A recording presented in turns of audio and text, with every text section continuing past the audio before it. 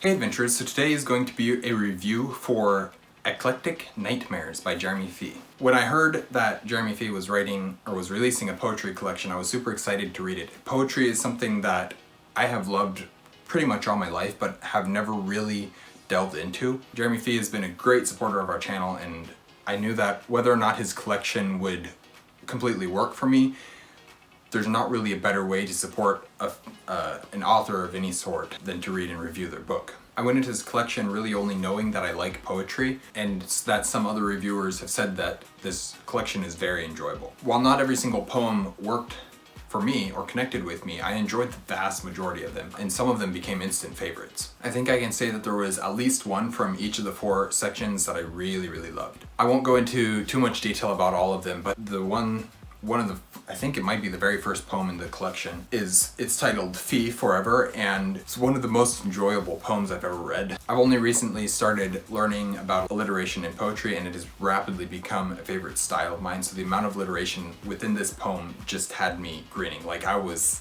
just reading through it and I was so happy. It was just so much fun.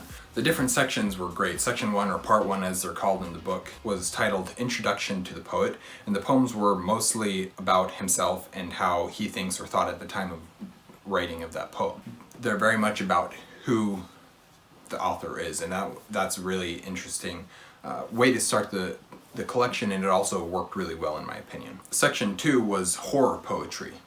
And I wasn't really sure how that was going to work, because when I think of horror, I think of scary and terrifying and dark and just like disturbing in many ways. I wasn't really thinking of that you could do that type of thing in the shortness, the length of the poems that he had written.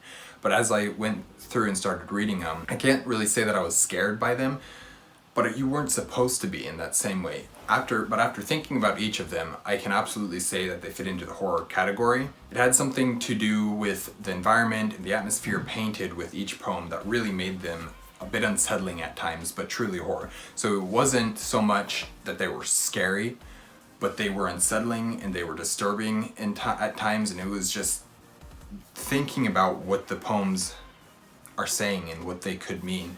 It's just really strange to think about. And I haven't read a ton of horror, and I haven't watched a ton of horror, but it was still just really interesting to read that section as well. Our section 3 was fantasy poetry, and though they weren't like these epic poems full of fantasy world building, each had something that was clearly inspired by fantasy of some sort. So talking animals, something like that, and just a lot of them reminded me of fairies or fables and fairy tales. But yeah, it's just like these older stories that have some strange fantasy element to them. But the fantasy poetry they were all very fun and very different, but I really enjoyed them as well. And then section 4, the last section, was teacher poetry, and these poems were inspired by his time as a teacher, whether directly by a student or just by the things that he had to deal with as a teacher. And it provided a very interesting look into the life and the things that a teacher has to deal with. So it wasn't like, this is what it means to be a teacher, you have to do this and this and that. No, it wasn't that type of thing. It was as a teacher I've experienced this, here's one of my experiences that I've done, and I'm going to put it into poetry form. And it was really interesting, it really worked well. Not all of them, I think that one probably had the most that didn't work quite as well for me, but even among those that didn't work for me terribly well, I still found something enjoyable out in each of them, and I still saw something that I could look into and be like, okay, this is interesting, why is he saying this? And it was just interesting to read that section as well, even if I didn't just take as much pure enjoyment out of them as some of the others.